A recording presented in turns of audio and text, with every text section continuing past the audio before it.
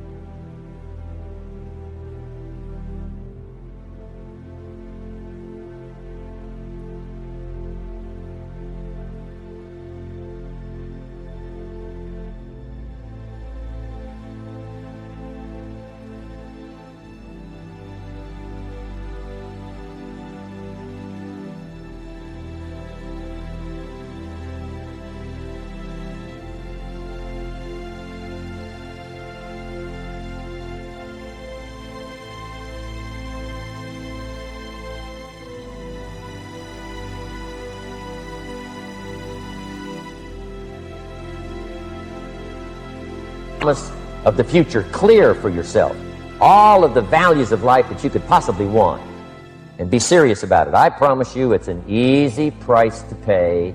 Anybody can pay it. And the best advice I can give you is, if I can do it, you can do it. Farm boy from Idaho, raised in obscurity, I changed my life, turned it upside down, turned it all around, found economics, found future, found promise, and if I can do it, you can do it.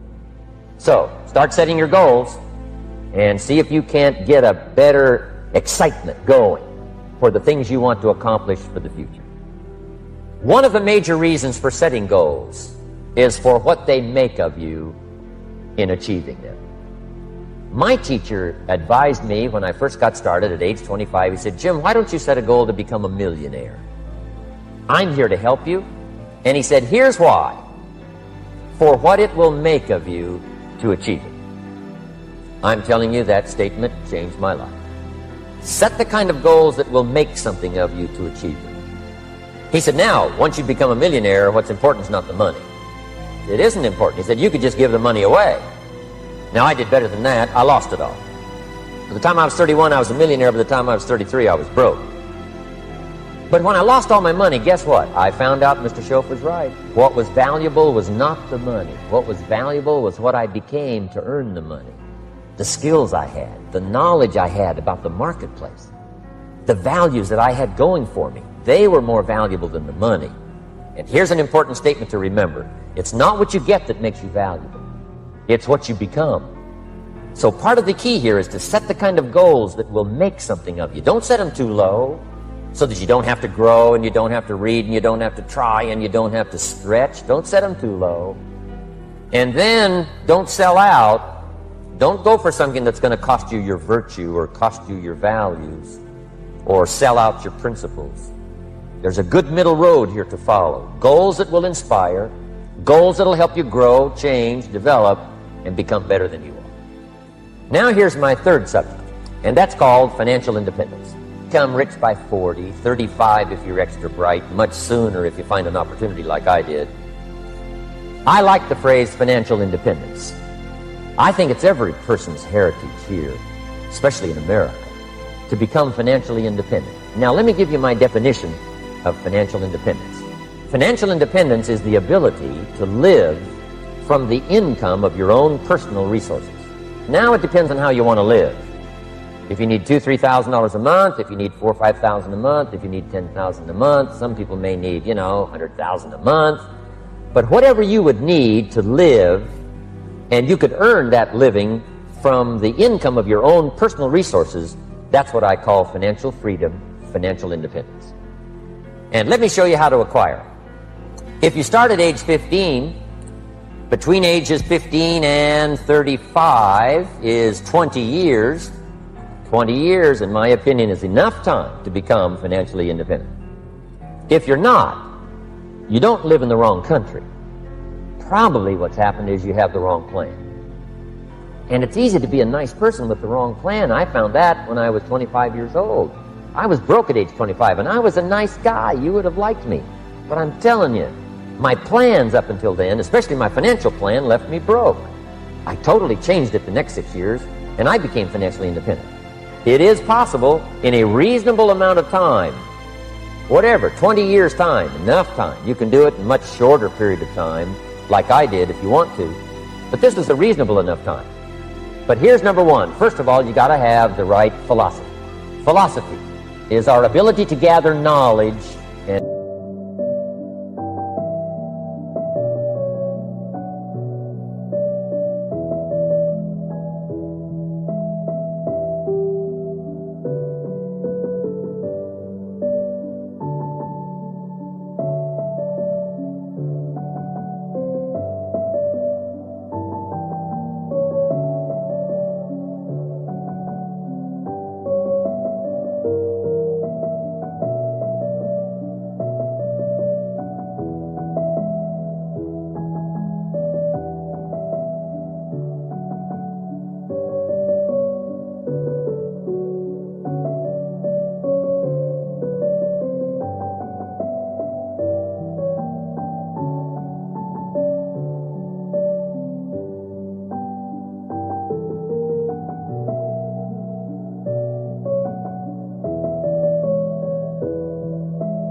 sort through it and decide what's valuable.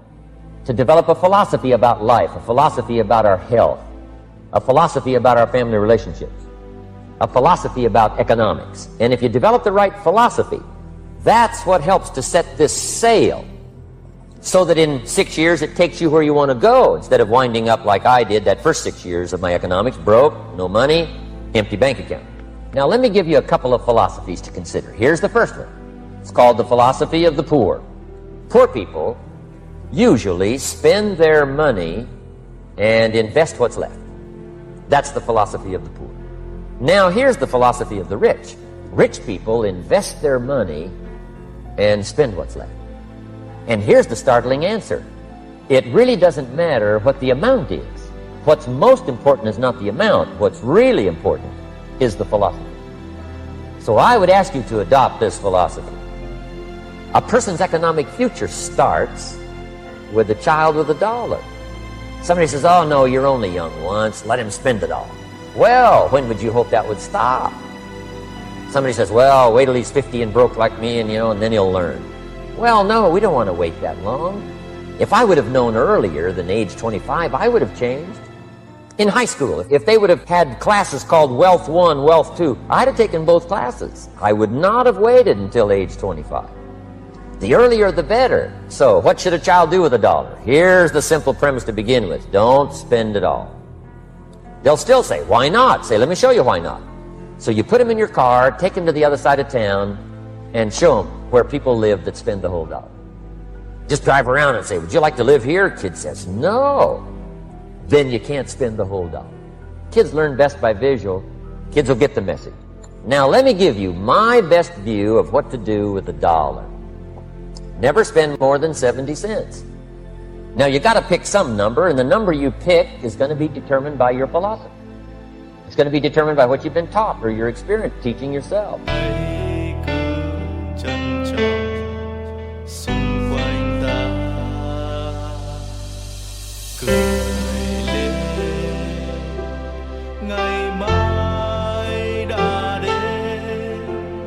Ta cảm ơn cuộc đời đã cho ta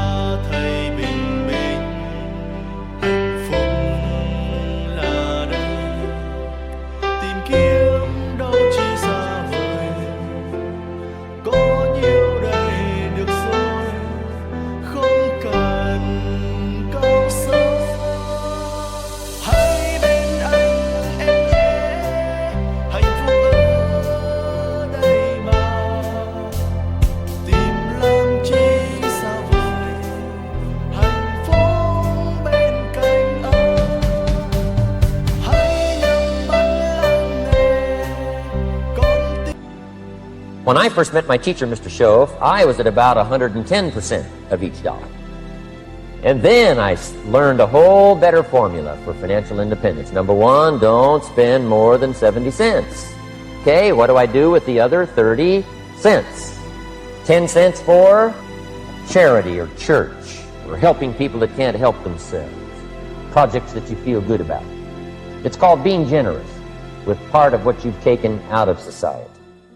Now, in my opinion, nothing teaches us character better than generosity.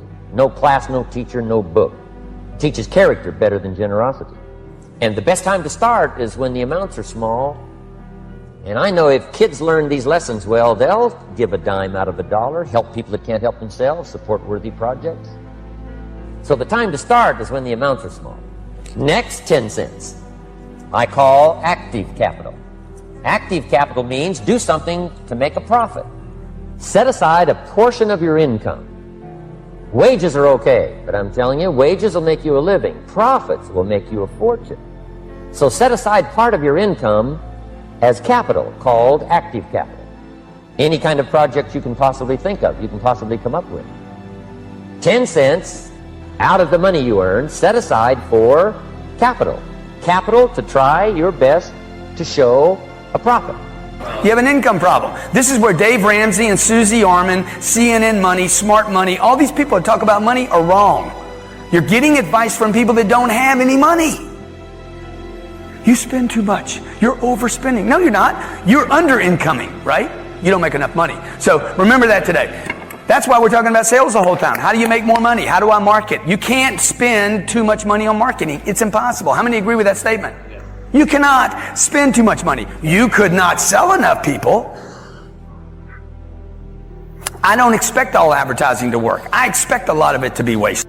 Money's not everything. It's really not. And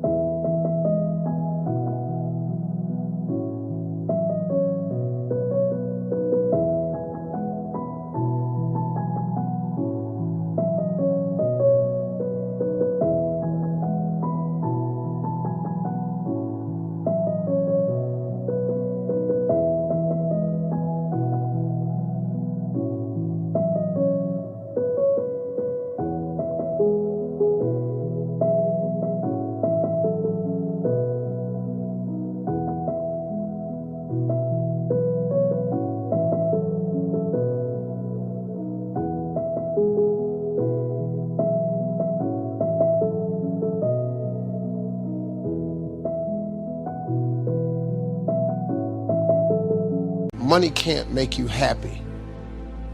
Money don't make you happy. I know a lot of miserable people with money. It's not money that makes you happy. It don't. It don't make you happy, but it'll park you right in front of Happy's house. And you can at least see if the stay there.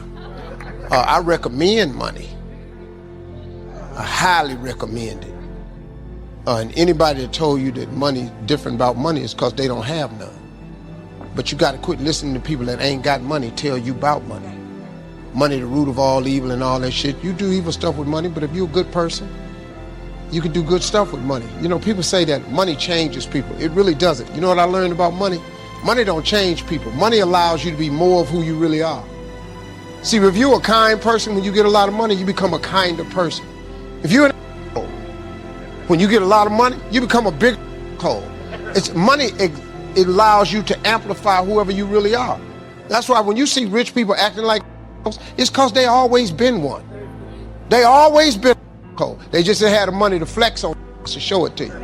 That's all it is. But you let their ass get some money, they finna show your ass something. And that's it. If you see a person that's cool with money, it's because he always been cool. That's what I recommend money, but it's all right. I'm gonna do this real quick. Let me see if I got it. I don't have time to do that.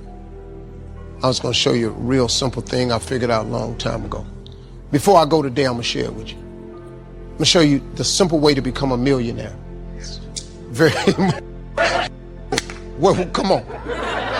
The show. What you got, Steve? No. Well, I'm going to show you. It's a really simple way. And it's so true, it's very simple. You just have to understand that it's possible for you. What stops most people from becoming successful is you have something in you that tells you it's not for you. But it's for everybody who wants it. God will give you the desires of your heart. He love you. If you ask your child, if your child asks you for the latest sneaker, you're gonna try to get it for him.